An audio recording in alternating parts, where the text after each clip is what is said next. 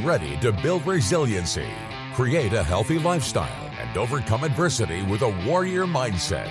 This is Define the Fight with Mariah Prussia. Hey everybody, welcome back to this fine Monday morning. I am here with an amazing woman that I have known for quite a few years and actually met back at my gym. And it's crazy how life comes into full circle. But most importantly, when we look at what is defining the fight, well, it's finding your purpose out of that pain and also overcoming and finding that resiliency to do so. And Andrea Lang right now is currently the Director of Organizational Advancement at the Rape and Abuse Crisis Center of the FM area, which she's clearly showing that she's helping empower individuals and carrying her story in a different way. So, you know, Andrea, I know I was looking at different notes that you had sent to me, and we've had in-depth conversations about your story, but not to the depth of what you shared via text the other night. So I'm so excited to have you share your story to individuals. So welcome to Define the Fight. Thank you. Appreciate the invitation. So Andrea, you have faced a lot of different challenges. And with those challenges, clearly you have a backstory, but I want to talk about some of the challenges that you have faced so individuals or listeners know, you know, and some people will be able to connect with what you have faced. So what are some of those challenges that you have had to overcome? Well, I think a lot of things that a lot of folks have been through. Certainly having many surgeries throughout my life. I've had 8 facial surgeries to date, and dealing with adversity, bullying in school, bullying on the bus, bullying from people in adulthood. I mean, it kind of runs the gamut. Certainly low self-esteem, anxiety, depression, imposter syndrome, all sorts of different things that I have went through, experienced, and feel like I've really dedicated to overcoming and invested a lot in myself. And I think that's been my greatest asset, and to help myself overcome challenges is to invest in me. When we look at a very superficial world, let's be honest, we'll throw it out there. What's the first thing that we do when we wake up in the morning? We look in the mirror, and then we're getting ready for work. And again, we don't want individuals to look at us any differently. Right. Now, you're speaking about 8 different facial surgeries. Let's go back to where that all stemmed from a very young age. Absolutely. So when I was born, shortly after, family members noticed that I had a mass growing on the left side of my face. And it was something that my parents were really diligent about taking me to the doctor, making sure that their voices were being heard with regards to concerns about it growing. And at 4 months of age, it was determined that it needed to be removed because it was growing rapidly, so much so that it was growing into my windpipe, where my mom said I struggled to breathe at night, and potential of growing into my brain. So it was really life or death at that point, and knowing with me being so small that it was such an intricate surgery and so rare, incredibly rare, that there's potential that a nerve could be nicked through the process. Comparing that with like the worst possible outcome, which would have been not living any further. So my parents made the hard decision to have me have surgery, and a nerve was nicked. And so at that point forward, I had permanent left side facial paralysis from that procedure. I couldn't imagine being your parents too, to make a decision, right? So clearly they wanted you healthy, and two, like you said, preventive measures so that A, you're able to breathe, it wouldn't transfer or, you know, grow into your brain. But then the different emotions that would stem from, okay, the nerve was nicked. Now what do we do? Or how do we help our daughter navigate at such a young age, 4 months, but knowing in the future that they probably could see different things that might arise when you're talking about the bullying, depression, so on and so forth. What happened, or like the recovery time, do you know, or did your parents share with you how long it took to recover after having the tumor removed? My situation was so unique. There really was no guidebook to really be able to give them any probably sense of comfort and knowing what to come. They certainly didn't know anybody that had the condition that I have. In fact, it was so rare that my situation ended up in a medical textbook so that other med students and doctors could learn from the experience, but it was more like a wait and see kind of process. And so at 3 years of age, my surgeon went in just to explore and see what damage had been done, and the injury had a lot of scar tissue. It was determined that my nerve would never regenerate on its own. And so only medical intervention would be able to help me with that. But at that time in the late 80s, it was very exploratory type surgery, and the odds of success just weren't strong enough. And so a decision was made just to kind of wait and see how medicine advances, and just to see as I got older when the right time would be for me to pursue that more fully. So when was the right time? So you're talking about at age 3, clearly the medical advancements weren't very deep at that point. How many years did it take until they went in for your second surgery? At 3 years old was my second exploratory surgery. My next one was at the age of 14. And I went all the way to Wisconsin to have it done. And it was a procedure where they took a nerve from my calf, and I had a little bit of voluntary movement on the left side under my nose. And the goal and hope was that by attaching that nerve from my right healthy side to that little area of function, that maybe it would bring function to my left side. But it did not work.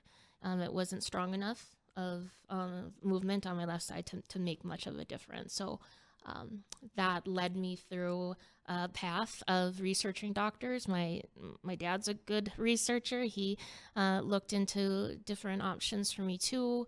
We traveled across the country, and but I didn't actually make the move to have facial reanimation surgery until I was 33 years old. Wow. Yeah. Wow. Now from 13 to where you're currently at, how much change have you noticed in your facial paralysis, right? The nerves and regenerating. What have you noticed from start to where you're currently at on the changes? It's been an immense change. I will say that, for one, I've always had a smile. And I think that it's like, well, I lost it. I could think of it that way at 4 months of age, but it just looks a little bit different. It looked different at the time, but I still had that ability to smile. Now, in terms of making it more of a symmetrical smile that I think society would view as more normal, so to say, that process has been life-changing for me. So I met with a doctor. His name is Dr. Samir Mardini at the Mayo Clinic in Rochester. I found a YouTube video of him explaining facial paralysis and the different things that lead up to it and the different treatments. And I knew in my heart, like, he was the guy. He was the one that I've been looking for. And so through my time with him, he completed a 2-stage facial reanimation surgery, which likely was the same surgery that was available when I was an infant, but was so experimental. It was new at that point. It was very new. And Dr. Mardini had been in the field and specialized in it, and had come a long way and gave me a 90% success rate. And so that was very good odds. Absolutely. When you're looking at not sure, the uncertainty, and then going in, hey, we're going to have a 90% likelihood of success rate, that's huge. And it's hard to not say, let's go forth and let's do this. What I love is the fact that you are also researching at a young age too. When you're looking at where you're at and where you want to become and talking about your smile, you're like, yes, I had the ability to smile, just not as what individuals would see as the norm. Mm-hmm. I think there's a different type of smiling too. Mm-hmm. So not just the external smile, but when you start diving into a deeper level of personal, like love, self-love, and nurture, and overcoming some of the things that you faced, that internal smile starts having everything literally come into play. Prior to, we were talking about the fact of Dr. Samir Mardini, and you're looking at going in for a facial reanimation surgery. I want you to break that down because, clearly I'm very clueless in regards to that because I've never had to face, nor have I had to research diving into that different realm. What did that experience look like? And then what were the different things that they ended up doing within that surgery? Mm-hmm. And then I want to know what the results were also. Absolutely. So it's a very intricate surgery. It started out stage 1. There's 2 stages. Stage 1 was harvesting nerve from my right calf. And the process is connecting one end to the healthy side, to my right side, and then kind of tunneling it through over to my left side. And that was like being in the ICU that was with the second stage. It was very intricate, and it took a year. That was the time frame they gave me to see if it would generate. And the way that I would know is by tapping on the left side of my face and feeling a tinge on the right side. So that was what I was told to watch for. And a few months later, I felt it. And that was really gratifying. The second stage involved a year later harvesting muscle and a vein from my inner left thigh. So I joke that I'm a bit of a patchwork quilt when it comes to scarring, but very cool that I've been my own donor, 100%. So to say. I really value that and love that. And so harvesting those materials, so to say, and then the purpose of that was to give the nerve the engine it needed to be able to move. And so that did require an ICU stay, brief, and being in the hospital for a week total. And it was probably 3.5 months later. I had surgery in August, and in December, I remember I was looking in the mirror, and I think I just kind of like bit down a little bit, kind of clenched my teeth a little bit, and I had this little bit of movement, and I thought, I bet you that's the little bit of movement I had had previously. Totally downplayed it and thinking no big deal. But then I just thought, no, this is the reality. Like there's movement there. And the reason that I had the movement is because of the facial reanimation surgery. And so that was exciting. And from that moment on, it just got stronger. And my new smile started to take shape. And it is something that... you take for granted. I'm sure, anyone that has anything that maybe doesn't function as normally maybe as it does for other people, you take it for granted. And so having that experience, it was just like a whole new person kind of was evolving. And a defining moment for me was when I was at the Mayo Clinic. I was there for a follow-up visit. And I remember I was walking by, passing a group of people, and I made eye contact with this girl in the hallway. And I smiled at her with my new smile, and she gave me a very genuine smile back. And I think of that, and it makes me just get goosebumps because it was authentic. It wasn't somebody looking at me and thinking, looking at me curiously or wonder what's wrong with her, so to say. It was just a natural reaction to my smile. And from there on, it's just been a lot more of that and wonderful things. So you had mentioned an authentic smile, right? I'm sure you've faced a lot of different looks throughout your life. How did those impact you? And what was the, prime example, I'm going to throw it out there, where if an individual has an injury or is in a wheelchair, sometimes people will look and then walk by, try not to make eye contact, or will make contact, or scared to ask the question of why, instead of let's have a conversation. Somebody has an injury or somebody has something a little bit different than what you have, right? And that's okay. That's what creates our authenticity, is the fact that we are different. Mm-hmm. How did you interpret some of the different looks that you may have received as a child or even as an adult? And where are you at now with that? Because now, like you said, I have my new smile. Mm-hmm. What does that look like for you, Andrea? Well, growing up, you're just thrown into life. You're born and you try and navigate the best that you can with what you know and what you don't know. Mm-hmm. And so I think that I felt shy. I felt self-conscious. But also being, growing up, like preschool age, kindergarten age, I just knew how to be myself. And so I knew that I would get teased. And as I look at it now as an adult, oftentimes people that bully are just very insecure people. 100%. And but at that age, you don't understand that. You can't see that point of view. And so I just, my feelings would get hurt. I'd cry. I would go to my parents and just feel bad about who I was, and realizing through counseling that I've carried a lot of shame about who I am or how I look.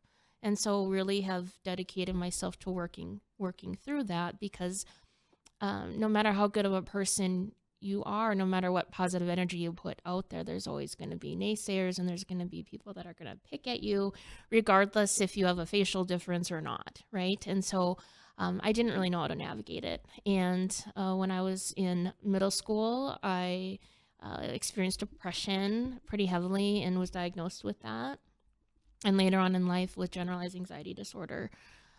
So I think that is the mental toll that the adversity probably had on me.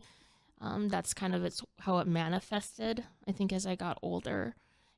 But really being intentional and investing in myself and self-discovery and, owning my pros and cons and learning how to navigate and work with people. And my schooling at NDSU was really a lifesaver in that regard too. I studied human development, and I learned so much about myself and how we can transform ourselves. You see somebody that you admire, their qualities, their characteristics, whatever it might be, and you can become that if you choose to, if you want to, by investing in yourself. And so it's really, as I got older, who I chose to have around me. Who, when I'm at my best, where am I? Who am I with? What am I doing? And just being mindful of that and making sure that I can incorporate those people, places, and things into my day, into my world. And I think too, you had mentioned the people of when you're at your best, who's around you, but then flipping it, who's also with you during your worst. Yeah, absolutely. That's the key, right? Not to bring you to that spot, but who's helping you come out of that spot. And our support systems are huge, and they're necessary. And I think sometimes we hang on to things for far too long that are no longer suiting us. So it's understanding like, hey, when can I cut that cord? And I think we've all had to do that in different phases of our life. Sometimes we outgrow individuals. Sometimes we recognize that, okay, they're in a different spot. And I've tried to help assist, or you've tried to help assist, where a person just wants to be stuck in that story. And the reality is each and every single one of us can turn that page. We have the option of turning the page, but we also have the opportunity to write a new chapter. And what does that look like? Because that's what our life is. It's page after page, or you start simple. Word, you work into a sentence, into a paragraph, and then as we add, we learn. And I know that through everything that you've experienced so far in this very minute a part of life, right? Because how old are you right now, Andrea? 42. You're young, man. So it's like when you look at age 42, so you've learned a lot in 42 years, but you're also going to add to those pieces of the puzzle from 42 or 43 and on. And it's a beautiful thing that we have to experience strife and recognize that sometimes we have to feel powerless so that we can step into our power. And that's a big thing. And it's like you were clearly surrounded by a lot of amazing people, some people that are no longer there, but the individuals that are here, like who are some of the strongest support systems or supporters that you've had in your life? Well, I'm close with my family. I have a great set of parents. My dad said something to me one time, and it sticks with me. He said, Andrea leads and we follow. And that is so heartwarming to me. So definitely my parents have definitely encouraged me, and I do kind of lead my own path, and they've definitely been there. Every single surgery I've ever had, one or both parents has been present. And I know that, that isn't the case for everybody, but I always had that emotional support with me through that. And I have a really great support network of friends. I have really good friends. I have a lot of longtime friends from different stages of my life, to elementary school, junior high, college, up to now, and meeting friends now. And that keeps me grounded. They are people that I can be completely 100% authentic with. And there's just so much joy that comes with that. You don't have to pretend to be someone you're not. And actually, I've been saying this Brene Brown quote to people, or that the difference between fitting in and belonging. And when you're trying to fit in with a crowd, you know that you're not being your authentic self. You're trying to be someone that you're not. But when you belong, all that goes away. You are who you are, and you're with your people, and you're in your community, and you just feel at your best. And so I have a great support network of people that I feel like we belong together. You have gone through so many different shifts, but also sometimes falls, but every time a rise. So when I look at individuals who continue to overcome obstacles within their life, I love the fact of when they're able to share some of those experiences so that it can help with adults right now that might be facing the same thing, but also our youth, because our youth right now are saturated with so many different things that we didn't have to face. We didn't have to face social media and taking images and all the different things that come into bullying. They weren't present within our lives. So let's share, if you wouldn't mind, some of the experiences that you had as a young girl growing up, and literally learning how to swim through your challenges.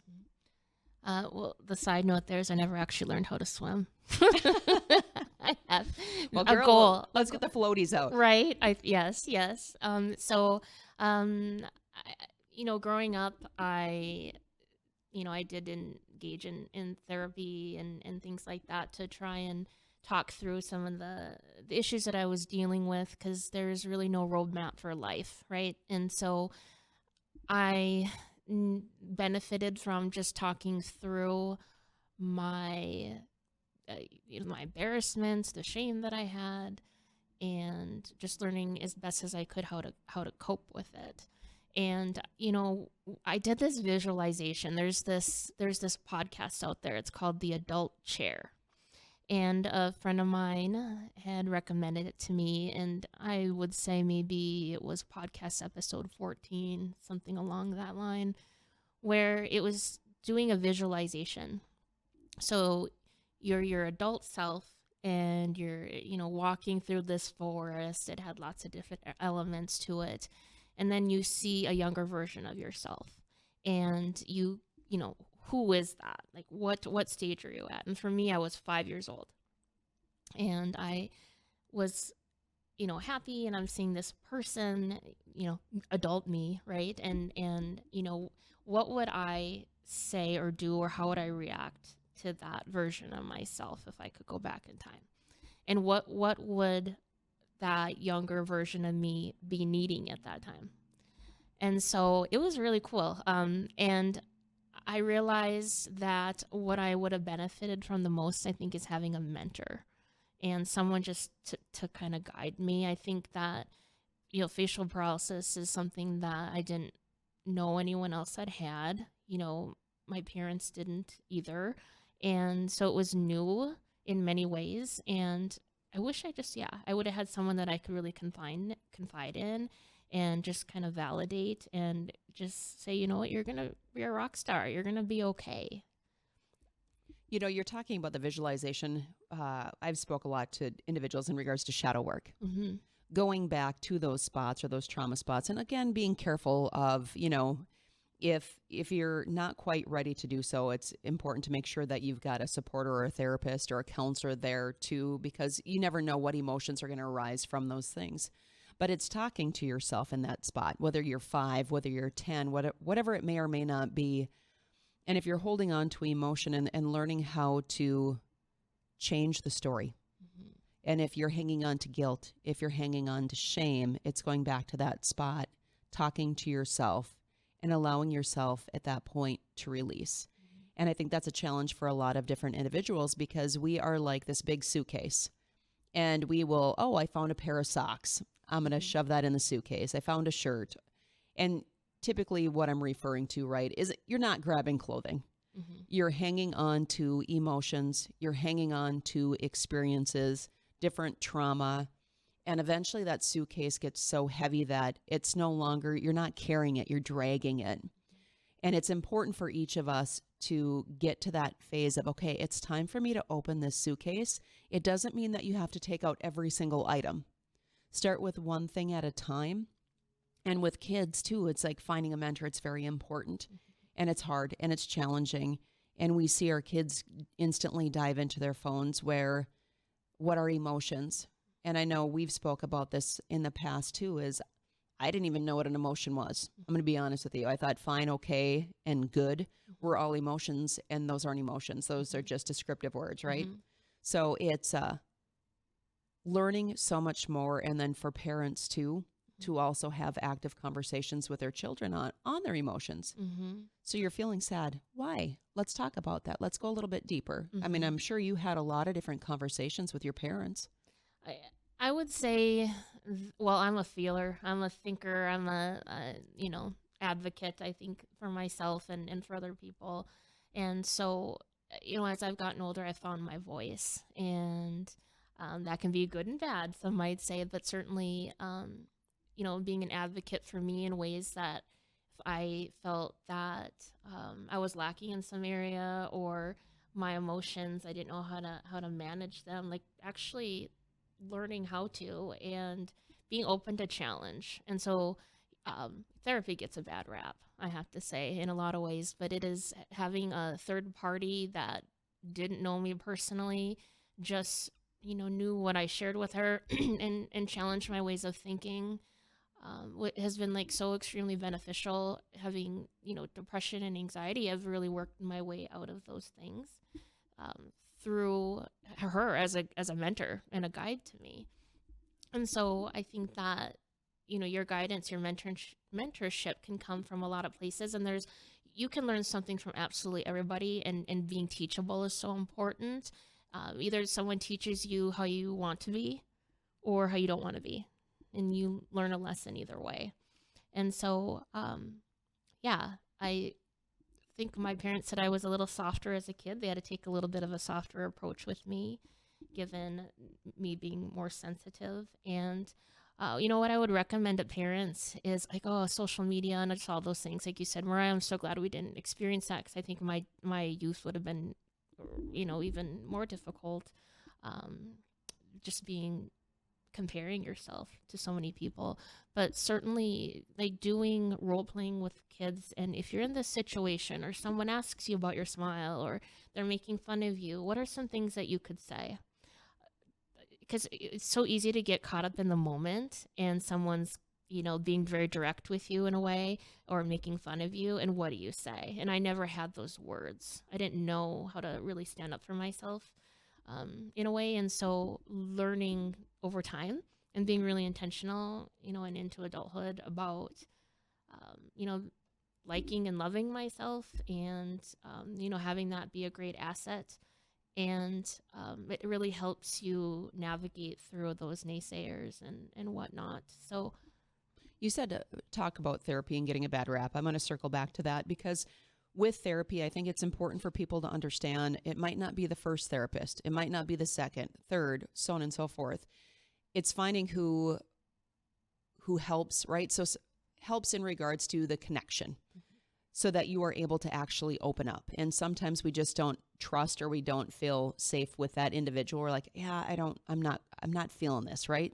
Listen to your intuition. absolutely. And if the first one isn't a match, it doesn't mean that the next one down the road isn't going to be. But you also have to be honest with yourself. Are you ready?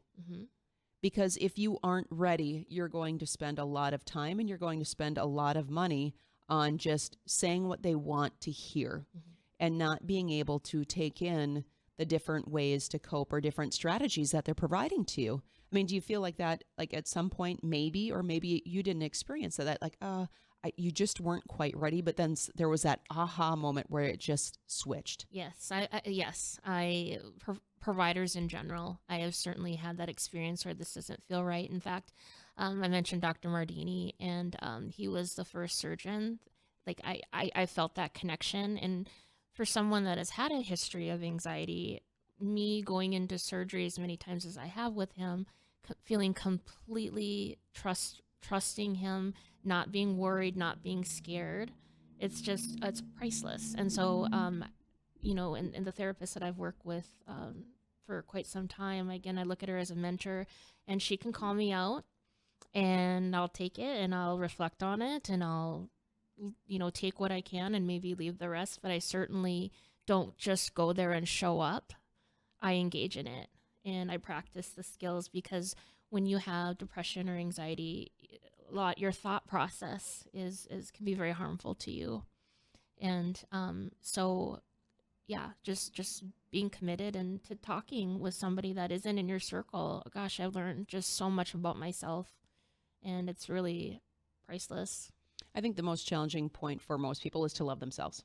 We can love a lot of different individuals, have empathy, so on and so forth, but it's going into that seed of who we are. And I think we try to seek individuals to fill those voids or those gaps on our own, whether it's insecurity, self-worth, so many different pieces of the puzzle. But the key is when you really go in and dive in and do the work, it's amazing on how everything literally falls into place and comes to you when it's meant to. We're going to go into a quick break, but Andrea, I know that it hasn't been easy, but I can pretty much guarantee by looking at you today and listening to you that it's been worth it. What are some tips that you have for whether it's kids or adults that can help them? So we spoke about therapy, but what are some different things that you may have worked on outside of that, or when you faced that adversity that worked for you for a coping strategy? Well, I look back and I've certainly had many times where I've just doubted myself or been insecure, but in reality, yep, I'm 42 and I have a 100% success record of getting through whatever life has thrown at me. And I think that should resonate with a lot of people, a lot of listeners. I mean, when you really look at your struggles, you're here today. They maybe knocked you down. But you fight to get back up, and yeah, you have 100% success rate. And so I want to throw that out there because it's easy to get stuck in the weeds and think life will never change. It's always gonna be this way. But more often than not, we all really have the power within us to make positive change, and to just wanting to encourage people to utilize that. You can be your own best friend, as cheesy as that sounds. But there's so many haters out there. There's so many people that want to knock you down. And it's, as you say, define the fight. Where are you going to go? Who do you want to be? What do you want to accomplish? And why should anyone stop you from those things? 100%. And that's really what it's all about, right? Is once you define what you want in your life, you have to be willing to do some of the hard stuff. You have to get the pen to the paper, which, I still do that. A lot of people just go to the keyboard, but write down what you want to achieve so that you can reach for those and actually achieve those. Now, you also face different things in regards to professional life, right? So, you talk about getting hit in the blind spot. A couple years ago, or quite a few years ago, however you want to look at it, you were hit with a blind spot, but it led you to where you are today. What happened professionally that, guided you into the path where you're at now? So the organization I had been working at for almost 10 years went bankrupt. And so the day that was announced was the day I lost my job.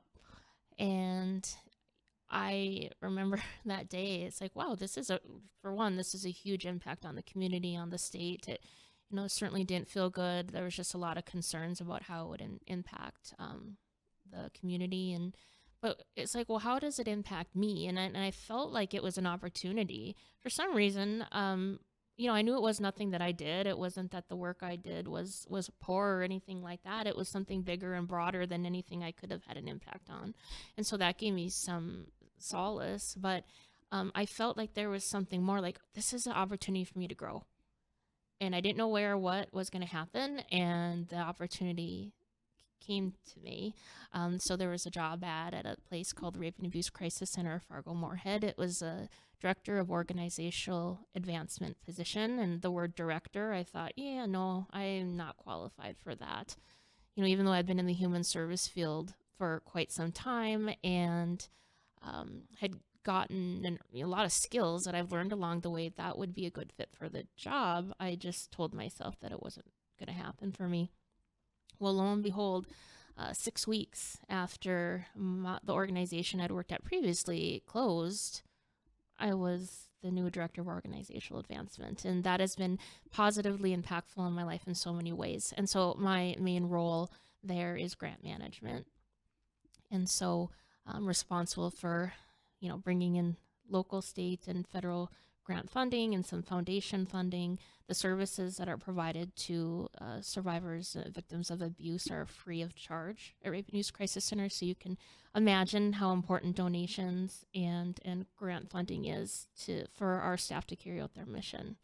And so I get to be behind the scenes every single day and supporting the work that our staff do to bring healing, help, hope, and helping people, work through some of the most traumatic, difficult things that they've ever experienced in their life. And I find that very humbling and extremely rewarding. And it gives me the opportunity to put my writing skills to work that I've certainly fine-tuned over the years. My favorite subject in school was English. And it's fun to see how that has evolved through my graduate school studies and working to find grants and do research on different opportunities that can help special populations thrive in our state. It's been such a great fit for me, and I feel like I have a lot of great mentorship there. And so I've been able to grow personally and professionally, and I view success as doing what you love and loving what you do. I know that's a rare thing for people to say, but if you're going to a job every day that you can't stand, that's not healthy in any area of wellness in your life. But also, having enough money to pay your bills and have a little fun on the side and save for a rainy day makes for a good success. I love that. And everybody measures success clearly differently, but I love that you have been guided in your journey from birth to where you currently at. There's a lot of alignment that has came into play within your life, but it also goes to show that you have such a beautiful soul and spirit that you do share with individuals, the empathy, the different lessons that you've learned along the way. I don't believe that things, were planned in certain ways. I think they were to a certain extent, but I think we're guided. And when we are open enough to listen to the direction and take the steps towards it, that's when everything comes into play.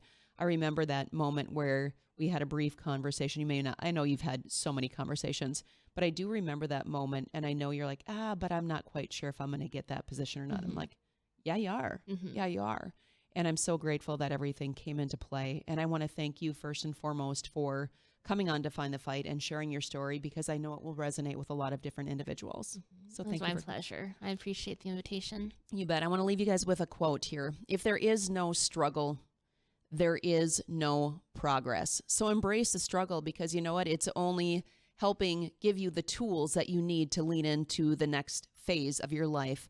Also, if you are looking at helping to empower children to lead from within, check out our nonprofit, which is definethefight.org, where we are helping children cultivate to grow their own food, but then also how it correlates with their mind, body, and spirit is like, you know what? You have to be able to nourish yourself so that you can grow in so many different ways. So thank you so much for joining us with Andrea Lang today on Define the Fight. We'll see you next week.